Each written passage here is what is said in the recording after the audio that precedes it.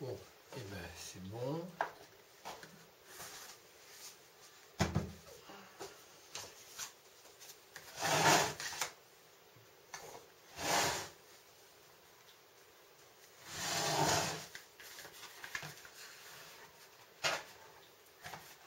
Bon, on a toujours 1 heure.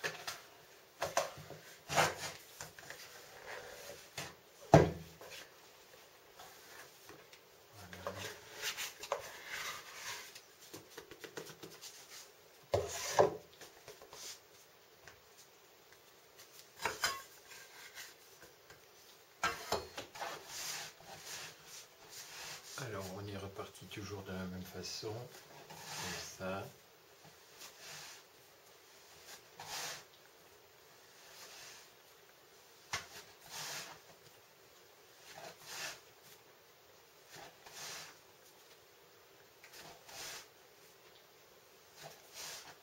Alors, la fermentation n'est pas encore terrible, donc on peut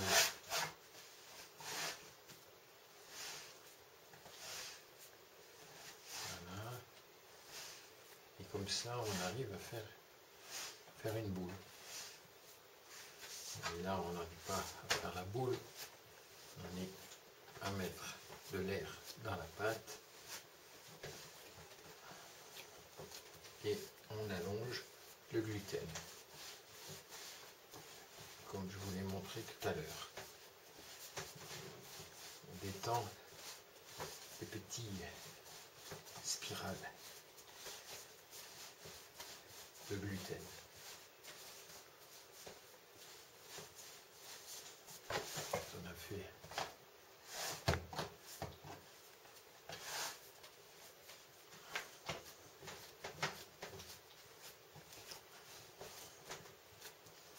bien que savoir que si la pâte est humide, elle colle. Si elle a de la farine dessus, elle ne colle pas.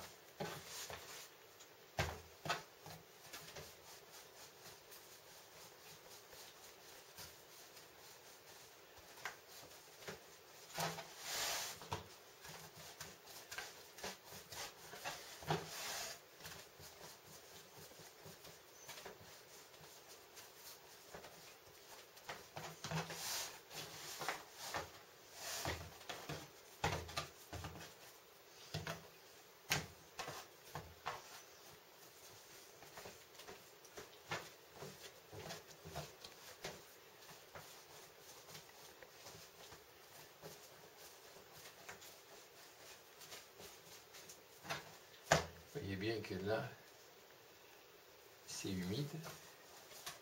Donc il suffit de faire un truc pour que ça colle et que les marques disparaissent. C'est pareil.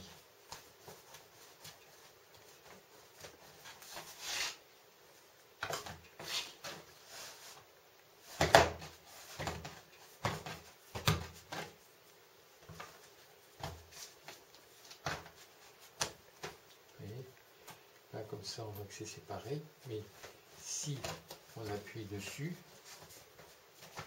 et là, ça disparaît parce que c'est mouillé.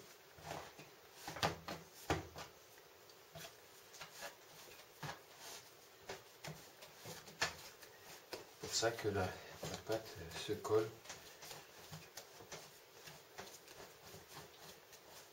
Et là, vous sentez déjà, vous entendez peut-être au bruit que la pâte commence à enfler.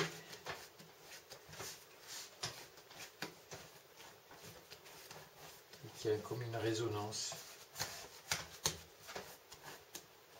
Et là, si je l'arrête, ça va coller à la table. Voilà.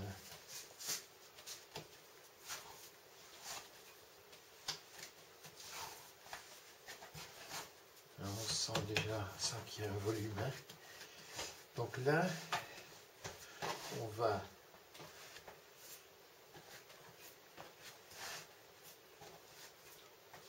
et il y a un petit peu de farine, alors ça colle pas très bien. Donc il faut appuyer pour faire sortir l'eau pour qu'elle accepte de coller. Voilà. Donc là, on va la laisser. Donc elle a déjà 1 heure. En fait, elle a 1h30.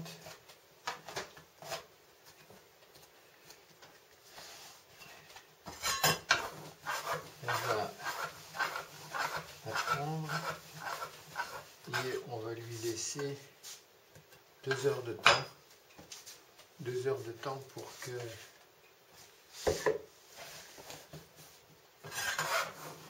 voilà. On va lui laisser 2 heures de temps pour que ça pousse.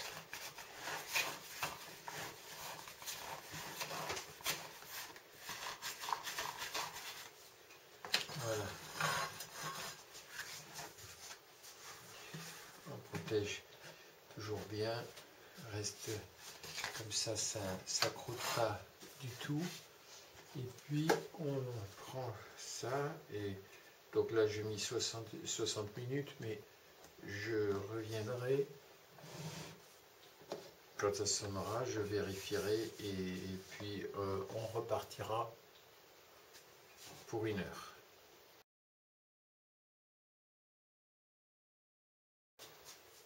Bien voilà, ça fait 2 heures qu'il est à la pousse. Alors, avant de commencer, je vous rappelle que vous trouverez absolument tout ce que vous voulez dans les pages du livre. Alors, consultez-le pour pas faire d'erreur ou pour vous rafraîchir la mémoire et pour que vous puissiez trouver des solutions rapides. Ça, c'est assez important. N'oubliez pas non plus une feuille où vous notez absolument quand est-ce que vous avez commencé et les heures, hein, parce que c'est long. Et on oublie, attends, ça fait 1 heure de plus, ça fait 1 heure de moins, ah mince, je ne me rappelle plus si et ça. Donc il faut pas oublier de noter ce que vous faites. Voilà, alors on y va. Oui, il va avoir encore besoin de temps, c'est évident, mais on va lui donner un petit coup là,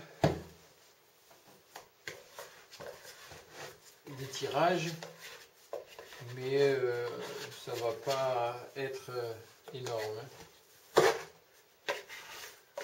Voilà. Donc, toujours pareil, la main gauche et on colle. La main gauche et on colle. La main gauche et la main droite fait ça. La main gauche et la main droite fait ça. La main gauche, voilà. Vous voyez? Donc,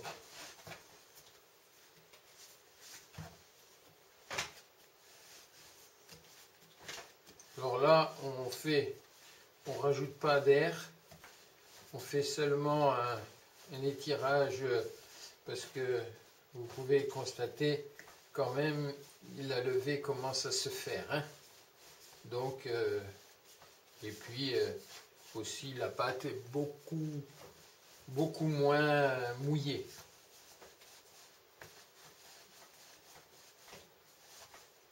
La bataille fait rage à l'intérieur pour faire lever, ils sont tous au banquet et ils mangent. Pour le moment, ils ne font pas de gaz, ils mangent seulement et ils continuent à s'étirer. Donc on étire encore un peu les gluten, mais là maintenant on pourrait les étirer presque à l'infini. Donc l'intervention est assez rapide et relativement courte. Là on va laisser reposer également. Vous voyez, quand l'eau ne sort pas, ça colle pas. Hein. Donc pour pouvoir sortir l'eau, il faut appuyer. Et là, on a quelque chose qui tient. D'accord? Si vous appuyez, vous sortez l'eau. Et donc là, on est... Si vous appuyez pas, vous sortez pas l'eau. Voilà. Donc on rentre la pâte, en fait, en faisant comme ça, on rentre la pâte pour que ça puisse se tendre ici. Comme ça. On rentre la pâte, là, et on ramène. On rentre la pâte, on ramène. Et là, automatiquement, vous avez de l'eau qui sort là. Et si vous laissez la boule comme ça, eh ben, elle va coller automatiquement. C'est normal puisqu'il y a de l'eau qui sort. Donc, on arrête, on rentre comme ça. Et puis, toujours pareil, hein, l'inclinaison. Et on ne quitte pas le truc, parce que si on quitte, on risque de couper la pâte. Et si on coupe la pâte, eh ben, c'est comme si on l'a déchirée, c'était pareil. Hein. Donc, on reprend toujours sa boule avec son coupe-pâte. Avec l'arrondi, on remet bien tout en place. Et puis là, on va le laisser se reposer encore une fois. On va le laisser. Là, on en est à 3h30. 3h30, on va faire, ça fera 4h30, 5h. Disons que là, on va quand même regarder à 1h, 1h30. Disons qu'on va regarder à 1h, mais en partant pour le laisser 1h30 pour pouvoir faire le façonnage, enfin le façonnage, je vais le mettre dans sa panière. Hein, voilà. Donc là, on va mettre 90 minutes, on va ajouter 30 minutes. 90 minutes, voilà. Voilà, c'est parti.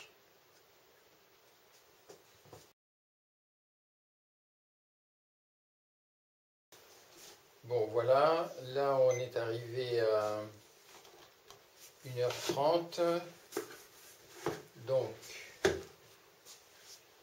ça lui fait 5 heures de temps.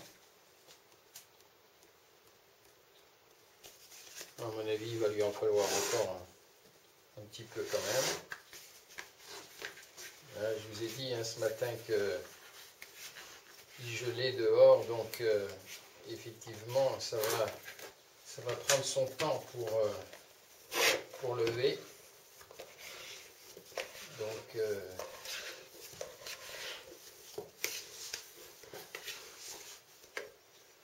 Donc ça, c'est... Mais on voit bien la structure là. D'ailleurs, je vais vous la montrer plus précisément parce que c'est important.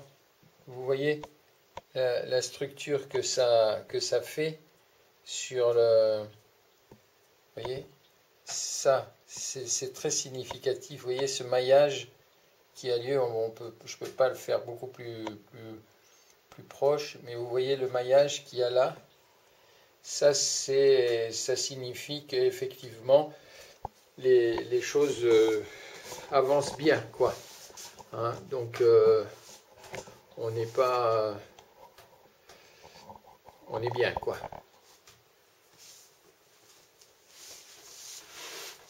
Donc la même chose, toujours pareil. Allez, oubliez de... Même chose, on colle. On colle. Voilà. Voilà.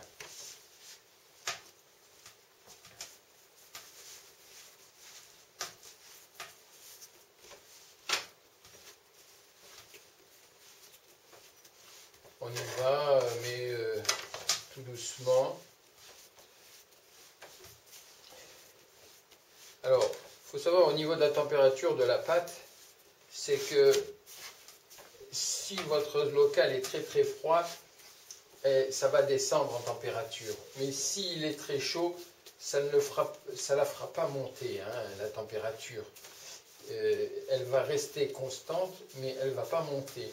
Par contre, si votre pièce est trop froide, alors là, effectivement, ça peut refroidir la pâte. C'est la même chose que si vous travaillez sur un support qui n'est pas du bois, par exemple, et qui va être froid, lui, là, il va vous refroidir la pâte, ça c'est certain aussi. Donc il faut faire très attention à ça pour pas que vous vous retrouviez avec une pâte très froide alors que vous l'aviez démarré à très très bonne température. Voilà. Donc là, on la travaille pas, hein, on ne fait que l'attendre un petit peu. Voilà. Et ça suffira. Là, on va la laisser 1 heure. On va commencer à la surveiller pour pas qu'elle se sauve d'un seul coup.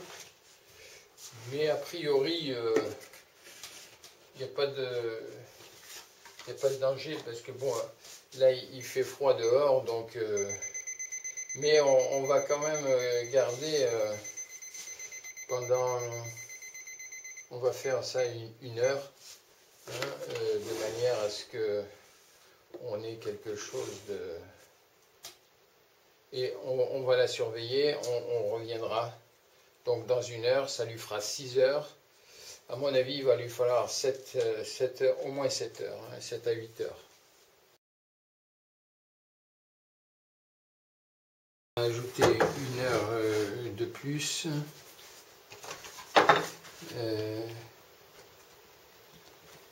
Là, on sent que ça sonne beaucoup plus creux que tout à l'heure.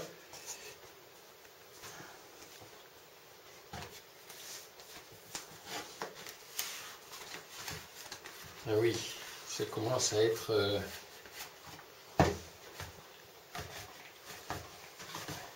très...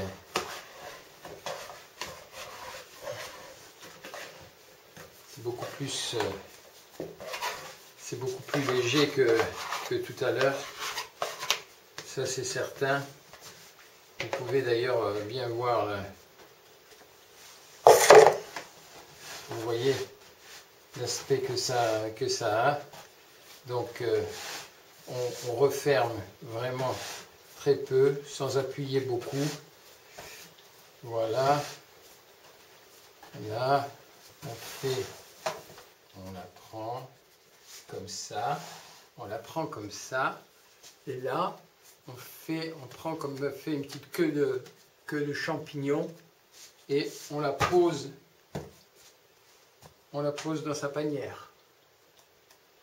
Voilà, on ferme bien toute la panière, voilà, comme ça. Voilà. Et voilà, comme ça c'est bon. Donc on va protéger ça comme ça, ou alors avec un plus grand. Voilà, on la protège, et puis et ben là on va y aller demi-heure par demi-heure, c'est l'après. Donc on va compter une demi-heure, et puis on regardera, et puis on fera avancer de demi-heure en demi-heure pour bien surveiller que l'évolution se fasse normalement. Mais d'ici 1h30 maximum, on lancera la cuisson, hein. Mais on va regarder comment il va évoluer.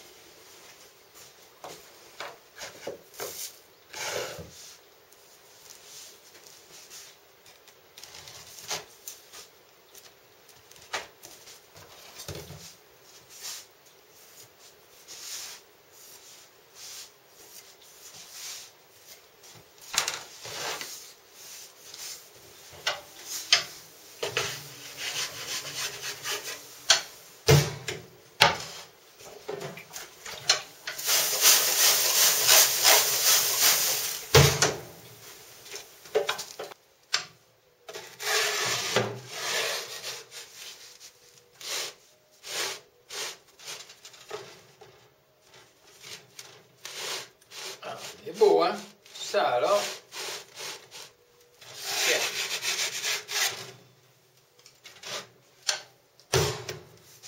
Voilà. Et là comme ça qu'on voit qu'il était, il avait encore de la marge pour pousser un petit peu puisqu'il a grossi vraiment et il s'éclate parfaitement.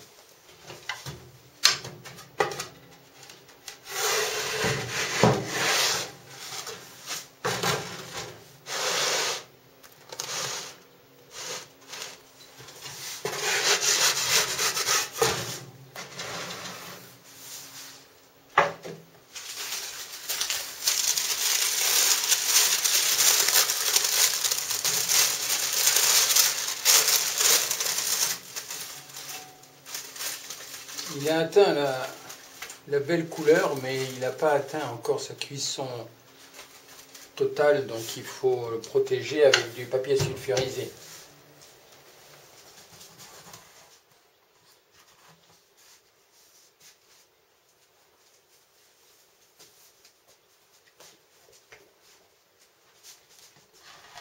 Et voilà notre joli pain. Il sonne bien.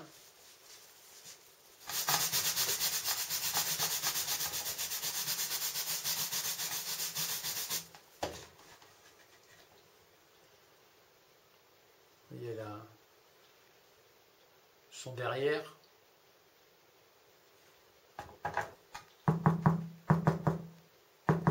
Voilà, il faut que ça sonne creux, comme ça.